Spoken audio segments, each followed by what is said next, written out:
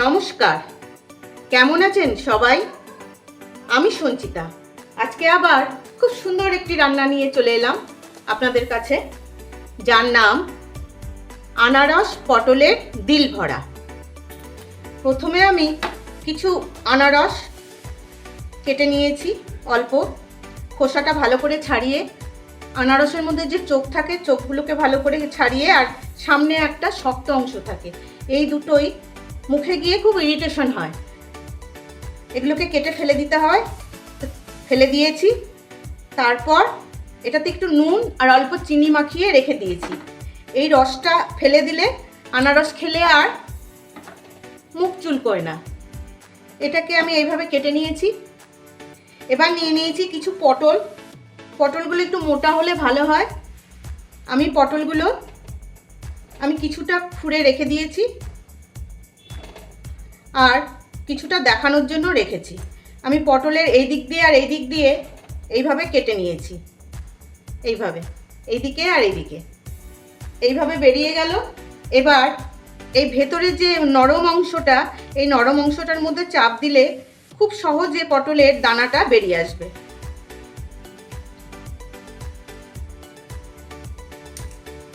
আমি যেভাবে করছি দেখুন।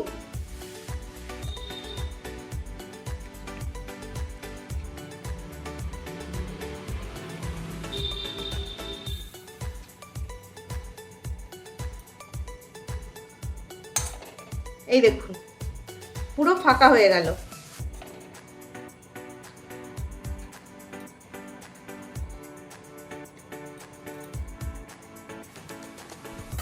তার আগে আমি এই পটলের আঁশটাকে, ওপরে একটা যে পাতলা আস্তরণ থাকে সবুজ, সেটাকে চেঁচে নিয়েছি। চেঁচে নিয়ে এইভাবে কেটে, দুটো মুখ কেটে এইভাবে আমি এই যে পটলের ভেতরটা বের করে নিচ্ছি, নরম অংশটা যেটাতে দানা থাকে। এরকম একটা সরু ধারালা চামচ দিয়ে করবেন, খুব ভালো হয়। তবে চাকু দিয়ে করলে কিন্তু অনেক সময় পটলের ভেতরটা কেটে যায়।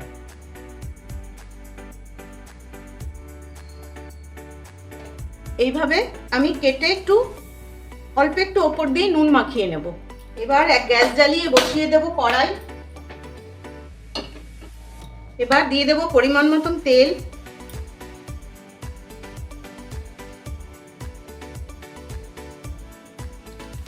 তেল গরম হয়ে গেছে। এবার আমি এই পটলগুলো ভেজে নেব।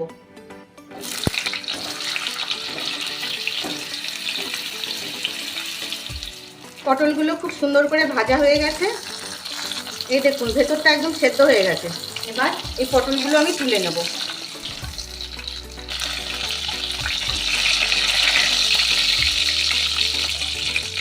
এবার এই তেলে এই আনারসগুলো আমি একটু ভেজে নেব।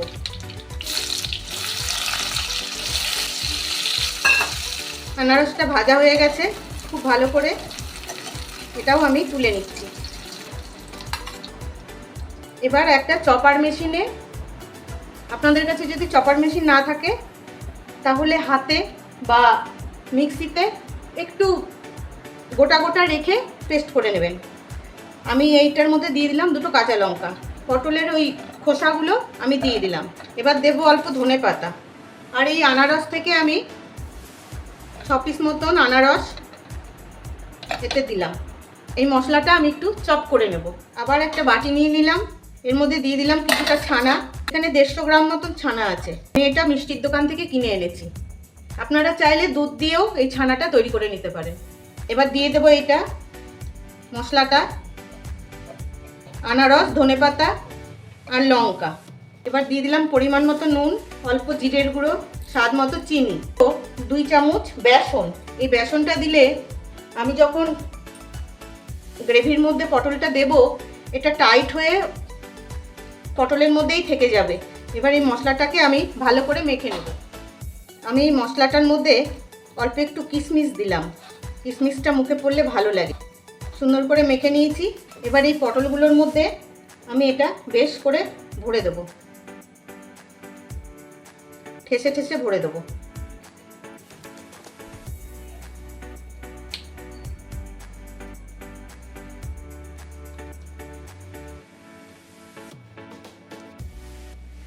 এইভাবে ভরে দেবো।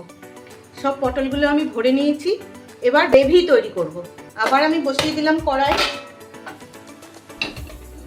এবার আমি একটা গ্রেভি তৈরি করব, সেই জন্য নিয়ে নিলাম মিক্সিং জার। এর মধ্যে নিয়ে নিয়েছি কয়টা আনারস আর 4টে কাজু আর 4টে আমন্ড। এটা আমি ভালো করে বেটে নেব। দেবো 2 কোয়া রসুন, দেবো একটা পেঁয়াজ। আমি এই পেঁয়াজটা আগে বেটে নিয়ে তারপরে ওই বাদাম আনারস ওগুলো বাটবো। এদিকে কড়াইয়ে আরেকটু দিয়ে দিলাম তেল।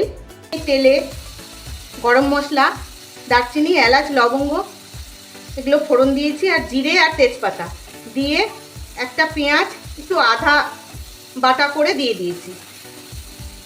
কোনোভাবে এই ভিডিওটা মিস হয়ে গেছে তাই মুখে বলি। পেঁয়াজটা খুব ভালো করে ভাজা হয়ে গেছে। এবার দিয়ে দেবো অল্প আদা বাটা, লঙ্কা বাটা, দেবো 1/2 চামচ জিরের গুঁড়ো, দেবো 1 চামচ ধনিয়া গুঁড়ো, ছোট চামচ হলুদ, লবণ অল্প দিচ্ছি, অল্প কাশ্মীরি লঙ্কার গুঁড়ো। এবার একটু জল দিয়ে মশলাটা ভেজে নেব। মশলাটা ভালো করে ভাজা হয়ে গেছে। এবার দিয়ে দেবো এই আনারস বাটাটা। এটাও একটু ভালো করে ভেজে নেব। মশলাটা ভাজা হয়ে গেছে।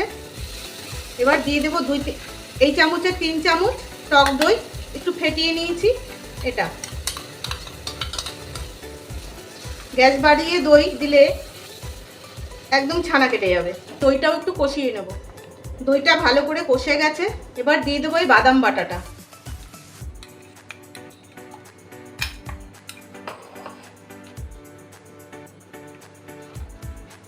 বাদামটাও একটু ভালো করে কষে নেব।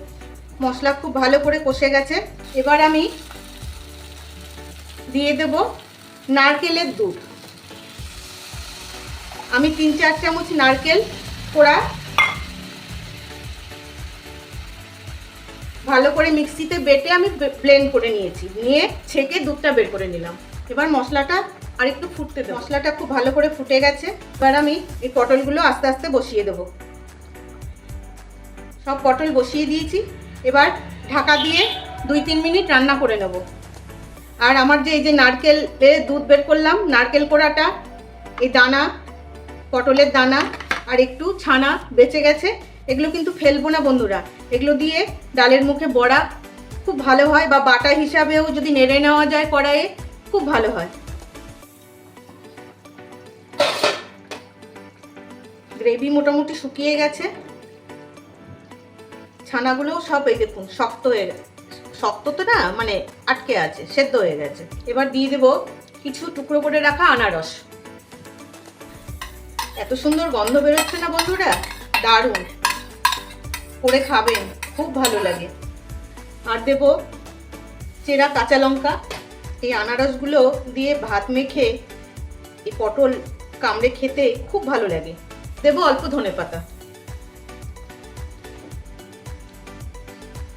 এবার এইভাবে ঢেকে রান্না করে নেব 2 মিনিট।